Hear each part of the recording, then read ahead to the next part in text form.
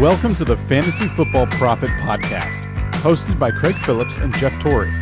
Visit us at fantasyfootballprofit.com. And now your hosts, Craig and Jeff. Welcome everyone to the Fantasy Football Profit Podcast. I'm Craig Phillips, joined as always by Jeff Torrey. Here we go. Week 6 is now almost in the books, which is crazy. We're getting there. We are moving along. Next week is actually, after next week, we are halfway through the fantasy football regular season. And I feel like we still don't know anything, which is crazy. So it's kind of a fun, interesting year like that. I don't really feel like I have a good handle on everything this year, except I don't know what I have a handle on. We'll find out. Let's talk about it, Jeff. How about the first game? This is why I don't have a handle on the NFL. Falcons 49ers.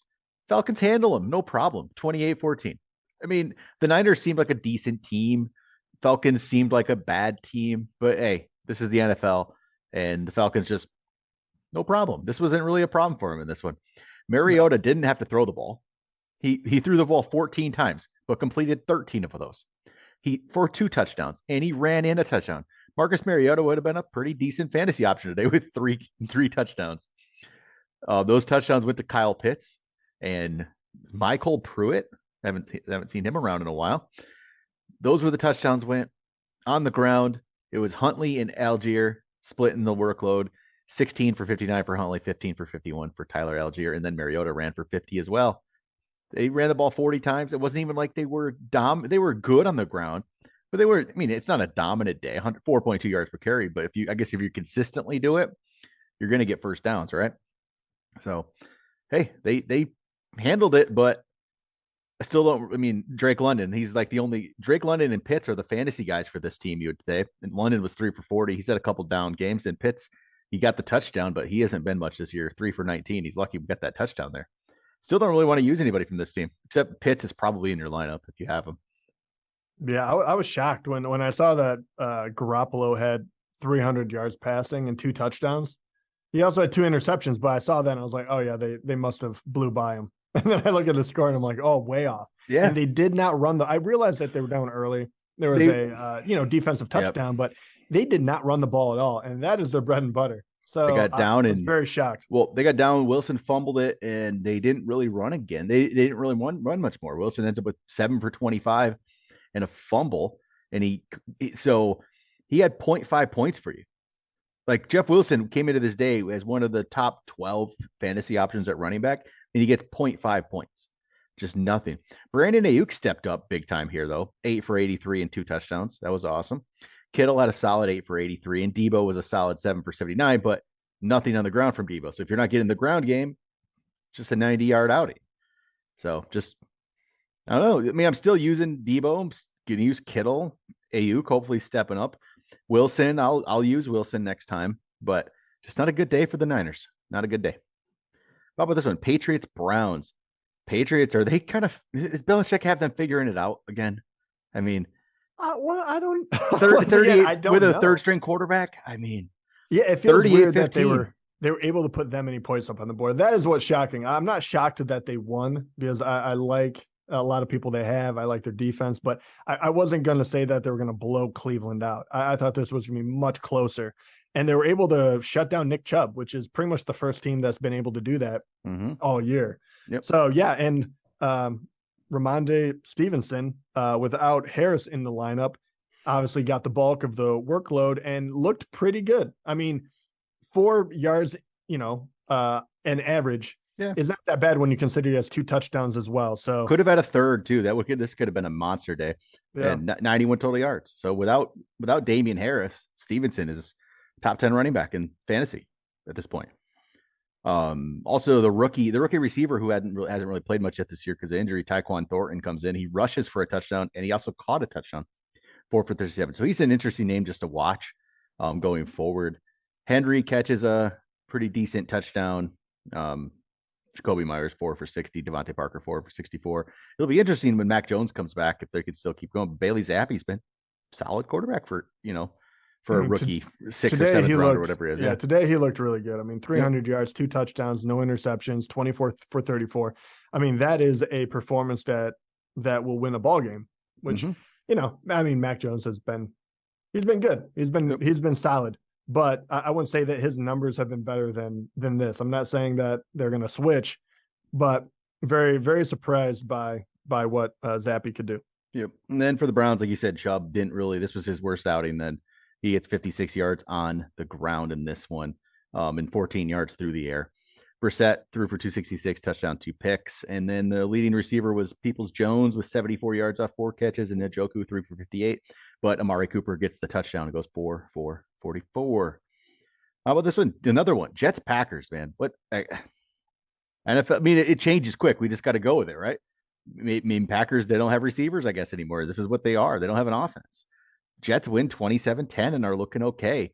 They didn't ask much from Zach Wilson. He was only 10 of 18, 110, no touchdowns, no picks. Breece Hall is the guy now. He is clearly the guy. 20 carries, 116 yards and a touchdown. Braxton Berrios did get himself a rushing touchdown to a 20-yarder. Breece Hall didn't get the receiving work in this one, only 2 for 5, but that didn't need it. Breece Hall on the ground, man. He's becoming a nice fantasy weapon here. He is, without a doubt. And yeah, and the wild part about this, once again, the fact that Green Bay just couldn't score on New York because Zach Wilson didn't have to do anything, which is the funniest part about that. They literally just ran the ball and relied on their defense, and they still were able to put up 27. Obviously, a touchdown that was the defense themselves. But yeah, it was, once again, continuing on with the very strange day and seeing the tides turning. New York Jets are 4-2, and they're not, they've beaten some decent teams. They've been solid. Yep. And then, so Rodgers, this one throws for 246, a touchdown. The one touchdown goes to Allen Lazard. He was 4 for 76, but looks like in this one, Rodgers just went to Robert Tonyan. That's all he wanted to do here. 10 for 90 off 12 targets. A.J. Dillon ran the ball 10 times for 41. Jones 9 for 19. Caught 3 for 25. Jones did. Dillon caught 4 for 11. That's it. It's a frustrating backfield right now. Just not. I don't know. This offense isn't rolling. This is not. No, it's just not. A.J. Dillon, he is not done. Like you're not playing A.J. Dillon at this point. But Jones isn't playing much better. He played. That was worse in fantasy. This one, probably. But man, I don't know. I know people that started Eno Benjamin over Aaron Jones this week, and I don't know if it works out. But man, that's where we're at. Yeah, I mean, the struggle is real, man. Like we're getting to the point where I know we were saying we don't know, but we starting keep to know a little bit. Like some things we thought aren't as good, right? And usually with players of that kind of caliber, which we know Aaron Jones can play, we've clearly seen it. But like him and honestly, quite a few other players, we're getting the place where, hey, they're not getting the kind of touches they need. Their team isn't performing the way they need to. So you have to start benching these guys if you have a better alternative. We talked about with Najee earlier on in the year, and now, and we'll get to other players too. I mean, I was say, can we jump to the next game? You got Colts Jags. Yeah, Colts Jags. Perfect example of that. Even though the Jags aren't necessarily moving the ball efficiently, we're finally getting to the place where we were talking about how Etienne looking like he's probably finally taking over a little more of that workload. And I think this type of game only leads to that even more. And look, James Robinson and Etienne had about the same amount of carries. Robinson actually had 2 more. He was able to get 54 yards, Etienne 86 yards with 10 carries. And he also had 2 grabs for 22. He's the guy that I'm seeing like, okay, we're starting to see him displace James Robinson. It's going to happen. And James Robinson has been a very fantasy friendly running back the last 2 years. So this is another one. And then on the other side, and we'll go through the numbers here as well. But look, when you don't have Jonathan Taylor, Matt Ryan's going to throw, and all of a sudden things changed on that offense when they aren't trying to run the ball through Jonathan Taylor. So they did. I mean, Deion Jackson, the backup who's come in here, he was 12 for 42 on the ground, but he got a touchdown. But he caught 10 balls for 79. Yeah. I mean, he did great, but that all added to Matt Ryan's 389 yards, 3 touchdowns. That is no interceptions. So he threw the ball 58 times. Just a massive game. Nowhere. Yeah, massive game for him. He throws 3 touchdowns. So they go to Paris Campbell. He was 7 for 57. Alec Pierce was quiet, and then he gets a touchdown at the end to keep his hype going a little bit. And then Jelani Woods, the rookie tight end, catches another ball. He's an interesting prospect for future. He's got 3 touchdowns on the year. which he's only caught 5 balls. So but that's a rookie tight end for you, right? He's not a player you want to throw in now, but Michael Pittman gets the targets, actually led the NFL in targets today with 16. So he leads the NFL in targets with 16, catches 13 balls, 134 yards, but he doesn't get one of those 3 touchdowns. So could have been a really big day for fantasy. But if Jonathan Taylor continues to be questionable, hobbled, they want to, save his workload. This is where all of a sudden, the Pittman love will skyrocket, and it should, because when they throw this much, he's very good. So it really weird to see. And so anyway, and on the other side of the ball, just to round it out, Trevor Lawrence, only 165 yards, a TD, no interceptions. ETN and James Robinson, I told you about. Jermichael Hasty was the other running back that had a little bit something to do. 3 carries, 57 yards, and a touchdown. And then Trevor Lawrence himself did rush 2 touchdowns in. So he had a pretty good fantasy day, even though he wasn't a good quarterback. He did for us in the Scott Fish Bowl. He had a good day for us there. So thank goodness. Saved us after we had Wentz go for us the other night. And Zay Jones led it with 42 yards, Evan Ingram 40, and then Christian Kirk 24 yards, but he had the touchdown. So, not pretty, but Indianapolis, they needed it. They squeak out the win 34-27. So next up, the Vikings-Dolphins. Vikings win 24-16, and the Vikings are 5-1. And I don't even feel like they've been that good, but they're 5-1. Cousins throws for 175, 2 touchdowns. Those touchdowns went to Thielen, who was 4 for 36, and Irv Smith Jr., who caught 4 balls for a whopping 7 yards, but 1 was a touchdown. So there you go. Jefferson was 6 for 107. Dalvin Cook ran the ball 13 times, 77 yards and a touchdown, but it was basically all on the touchdown. 53-yarder. And that's where all his yards come in. But they win. They didn't have to do much because the Dolphins started Skylar Thompson in this one, their 3rd stringer. Even though Teddy Bridgewater was active, and they had to go to Teddy Bridgewater because Skylar Thompson left. He left this one with a thumb injury. So every week a quarterback gets hurt for Miami, and they went back to Bridgewater this time. Bridgewater 329, 2 touchdowns, 2 picks. Both touchdowns went to Mike Gesicki, who was 6 for 69, and I did not start him in a league because he hadn't done anything, right? So Tyreek Hill was 12 for 177, and Waddle 6 for 129. They are. I mean, I give them credit in this regard. I mean, they're 500 at the moment, but they are still finding a way to get Hill and Waddle a lot of balls, which I'm very impressed at, because usually at that point you're okay. How do we neutralize this? And teams are still winning. You only put up 16 points, but that is a lot of yardage for 2 wide receivers to have, 177 to 129. So they're doing something right, even though they didn't get the win. So I made a post the other day. I said about some players you can drop, and one of them was Chase Edmonds. And I got some people not liking that for Chase Edmonds. You can drop Chase Edmonds, guys. Like, it's okay. Like, he had 30 total yards, or 31 total yards. And actually before this too, Mostert has kind of taken over that role. He didn't have a great game today, but at the same time, he is always a hit away from being injured, which we found out in San Fran. So true. I agree with you. He is. I'm not an Edmonds guy by any means, but he is an injury away from being relevant again. But as of right now, absolutely, I agree with you. How about Bengals Saints? Bengals win 30-26. Solid day for Burrow with 300 yards and 3 touchdowns. He also ran in a touchdown, so 4 total touchdowns on the day for Joe Burrow. Joe Mixon was 8 for 45. They were down a lot, and so they had to come back and win this, so they didn't really get a chance to run with Mixon too much. But Mixon did catch a ball for a touchdown, so he had 68 total yards and a receiving touchdown. Chase had a good game, 7 for 132 and 2 touchdowns. Boyd was 6 for 66, and Higgins 6 for 47. So they, good solid day for the main weapons. Mixon saved it with the receiving touchdown. Saints side of things, Dalton 162 and a touchdown. I guess that's fine, right? Kamara 19 for 99, 6 catches for 25, no touchdowns, but I'll take 124 total yards, right? There you go. That's not bad. Yeah. Traquan Smith was 3 for 43 and a touchdown to lead the team. They need Michael Thomas back. They need Jarvis Landry out there. They need more. They need Winston stuff, or a different quarterback as well. They need stuff going on here. And all those people that went nuts and went after Taysom Hill this week. You're going to get some of these weeks. Like, he 5 carries, 39 yards. He threw the ball 2 for 4 for 16 yards. You're going to get a lot of these weeks. You're going to get the big week. It'll happen at some point. And maybe, you know what, at tight end, you can take that chance, right? Yeah, I was going to say that is totally well worth it because honestly, unless you have like one of the top 4 guys, like why not? Yep. Just you'll get some weeks. You'll have weeks like this too, but tight end sucks right now anyway. So, all right. How about Giants, Ravens? Giants are 5-1 after this one, 24-20 win. Baltimore is actually only 3-3. And Daniel Jones just doing enough to win these games, 19-27, 173, 2 touchdowns.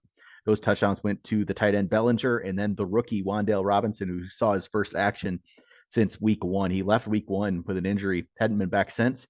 Comes back and, 3 for 37 a touchdown. Let's see if it leads to anything more. Saquon, not the best day in the world for Saquon, but it was 95 total yards and a touchdown. So if that's the worst what you get from Saquon, you're feeling pretty good about him right now. But the Giants, they're just getting it done. They're winning games. So they don't have much of a receiving core, but they're winning games. This one actually shocked me a bit. Yeah. Well, I was like, New York has been getting it done, and it's kind of like in an ugly way. And I was like, there's no way you could do that against the Ravens. I feel like at some point they'll expose you. They got it done, man. I'm starting to become a believer that the Giants could be a playoff team. I mean, it's hard to not to say that as 5-1, but they aren't shooting themselves in the foot. This is not the old Giants team. Like maybe this isn't the offense you really want to be running all the time, but hey, they're getting it done. Yep. So for the Ravens, Lamar throws 17-32 for 210, touchdown, a pick. He ran for 77, but he fumbled away on the last drive that lost them the game. J.K. Dobbins did not play the second half in this one after his knee tightened up, so not exactly what I love to hear, but he was 7 for 15 while he was in, so not much there. Kenyon Drake comes in and actually saw a couple plays. I'm like, what the heck? This is Kenyon Drake? He actually looked good. I was shocked. I don't know what that means. 10 for 119 in the touchdown. He actually looked good a couple times. I was really surprised from what I saw there. And then Mark Andrews, he's their guy, right? There's no Rashad Bateman in this one. And it's just Mark Andrews, 7 for 106 and a touchdown. That's just what he does. And he's just consistent. He is, for the most part, no one's 100% consistent anymore, but Mark Andrews is one of the top for sure. But Ravens, though, 3-3 only. How about this one? Steelers beat the Bucks 20-18. What is happening in the NFL? The Steelers got destroyed last week against the Bills? The Bills just ran that, like just nothing. They couldn't do anything. And man, I don't know. Does Tom Brady regret coming back? I mean, he's getting a divorce and he's not good. And his team's not good. Was this the way he wanted to go out? Well, I mean, they're 500 right now. They still have time. I feel like this is still like Tom Brady, just regains his footing and they have like a monster second half of the year or something. Like I can't root against the guy, especially now, like after all that. And if it ends this way, that'd be so sad. It would be. All right. So the Steelers win this there, right? So Pickett left. It was, I believe, with a concussion in this one. He was 11 of 18 for 67 yards and a touchdown before he left. Trubisky comes in and leads him to the win, 9 of 12, 144 and a touchdown. Actually, pretty good day for Trubisky while he played. The touchdowns today went to Claypool, who was 7 of 96. And then Najee caught one. He was 2 for 7 and a touchdown. He needed that because he only had 49 total yards in this thing. So the touchdown saves his day. And, Deontay Johnson only 5 for 28. Pickens was 3 for 27. Not a lot, but they win, right? They win. A good day for Claypool. I don't know if I trust it, but good game for him. Brady, 25 of 40, 243, and a touchdown. That touchdown pass went to Leonard Fournette, who had himself, 101 total yards? 101 total yards and a touchdown. So a good day for Fournette. Godwin, 6 for 95. Evans, not a big day for Evans. Only 4 targets for Evans, too. 4 for 42. So not exactly what you like to see from Mike Evans there. No, but it's just not what you want to see from the Bucks offense either. They gotta get this thing going. No, offensive dynamos are hard to come by this year. They really are. That is the consistency is out the window. Health is all over the place. And truly, like we were talking about with Andrews, he is kind of a unicorn at the moment, being consistent. Other than that, I mean, we even saw Chase have a huge game today for the Bengals. He's been struggling a little bit.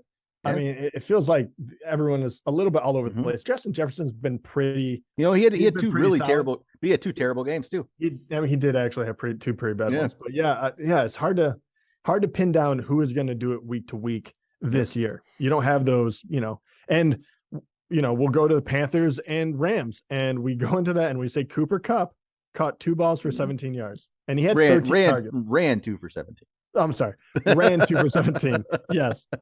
And he had 7 for 80. But okay, even that, that's not really what I mean. You want Cooper Kupp to be getting you massive fantasy days, right? And that's 97 total yards, right? That's just okay.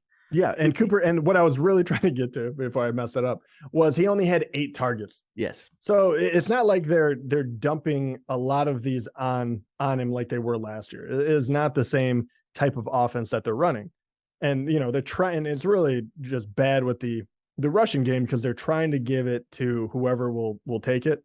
And Henderson had 12 carries, but Akers is probably not coming back, it sounds like, for them. It seems like it's just something, whatever's going on is going on. They're going to either try to trade him or whatever. He's not coming back to this team.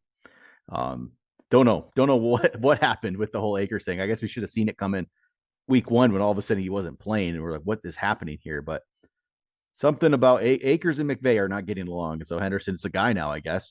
But he's not that great. He ran for a touchdown to this one, right? So he does that. But now Malcolm Brown's back in the picture here too. Only 7 carries, but 7. It was not good, but he's getting carries, right? And Allen Robinson 5 for 63 and a touchdown. It's just the offense, though. They win the game, but it's just not humming along like we're used to from the Rams, right? It's just not. And it's surprising that they couldn't get back into kind of mid-season form quicker. Will they do it? I don't actually know. Like, I don't think they can repeat what their offense was last year, even though they kind of had the same makeup for the most part. Yep. It just doesn't look quite the same. And once again, they're playing Carolina as well. So yeah, Carolina is just a mess. I mean, they're on the other end of the spectrum. I'm giving the Rams a hard time just because they should be better. But Carolina really is a dumpster fire at this point. The nice thing is for this one, you're only playing one guy on this team, obviously. You're playing McCaffrey. He had 158 total yards in this one. Still 158 total yards. Yes, still. But that's it. He's the team. The team is capping him so badly. I mean, PJ Walker was the quarterback in this one, gets hurt. Jacob Eason comes in. So they're at their 4th stringer at this point. Let's see if Darnold's back or whoever at some point here. McCaffrey, though, it's impressive to even get the yardage he's getting on this bad of a team. DJ Moore was 3 for 7. 3 catches for 7 yards for DJ Moore. One of the biggest fantasy disappointments of the year. Another fantasy disappointment is just the Cardinals team in general. So 19-9, Seahawks beat the Cardinals. Just terrible. Start with the Seahawks. Geno, people are starting to hype up Geno this week, and it's still Geno Smith.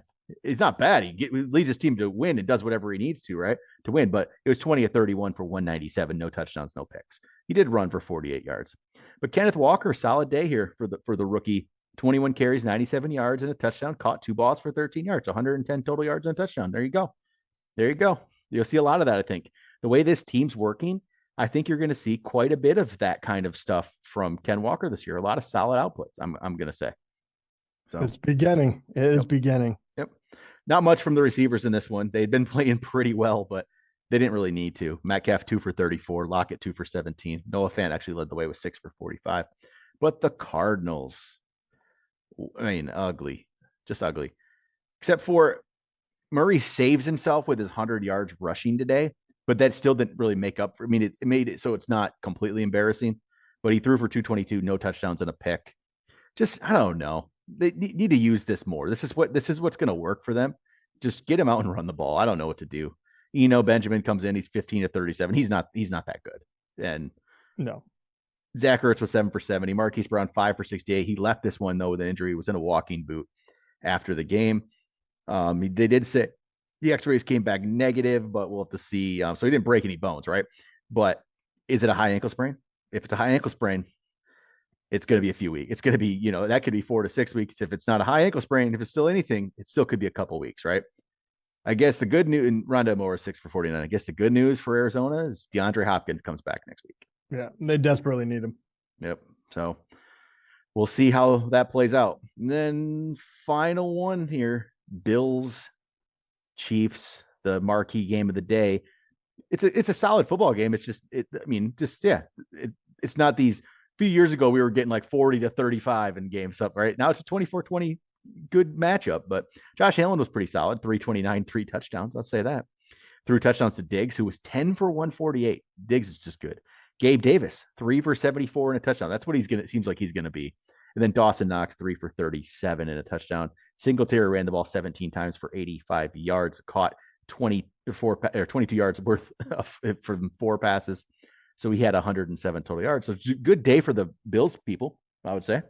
Even with that's actually a lot better fantasy output than you would think from 24 points, to be honest.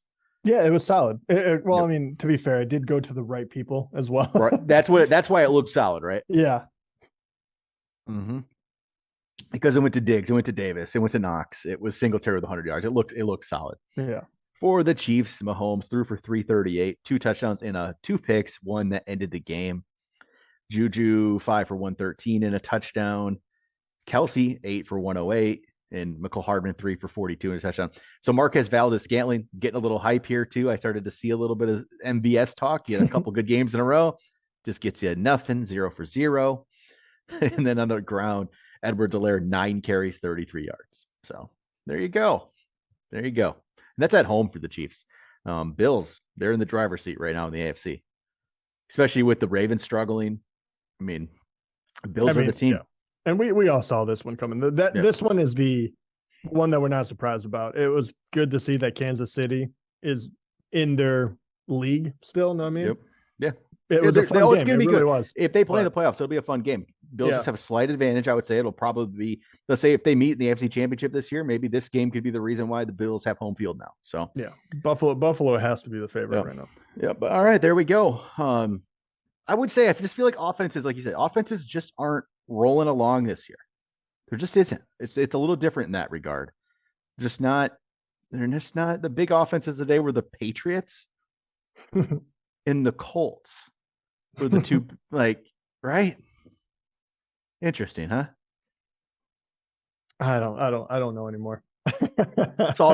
saw that one coming, didn't you? Yeah, everyone was starting Matt Ryan. I started the Jags defense. Like that was the worst part. Everyone really did. Like they called that game completely wrong. Had a lot of that this year. I know. I'm not gonna lie. This year has been harder to call than any year previous by far. I don't believe anyone that is saying that they're calling it perfectly, because you can win with like less points this year in fantasy in general. At least that's the way I feel. Yeah, I feel like an average on the leagues that I'm in that is occurring, and that is just a wild thing where you don't have these secondary guys that you can put in and feel good about. There are starting running backs that you don't feel good about right now. Aaron Jones, you don't feel good about. I mean, he's a perfect example. Yeah. You don't at all feel good about him, right? I mean, I don't even know what do you do. You don't feel good about Najee at all. You know, there's guys like that out there. You just don't. You know, I don't know. Yeah, I mean, and you look at people were starting to hype up. Clyde Edwards-Helaire. Yeah, he didn't do anything, and then you think that like Pacheco can. Do something, the young guy and there, but no, if it's not one guy, it's just not anything. Like people completely abandon the run, but their offense isn't doing a whole lot either. It feels like each one has one high end wide receiver, and 80% of the time he will do okay, but it doesn't mean he's going to be a Jamar Chase, like 2 touchdowns over 130 yards. But I will say, and Ramondre Stevenson in his 2 full-time opportunities to be the starter, he had 17.5 standard points and 21.1 standard points. So there we go. Ramondre. That offense, if you were the only running back, you will have a good time. You will. Yeah. If you're the only – sorry, Damian Harris. I just don't want you to come back, man. I do not. I do, because I have him on a couple of teams. I don't want him to come back. I love what I can see from Ramondre right now. All right, that'll do it for today. We'll talk to you guys with the mailbag on Wednesday night. Talk to you then.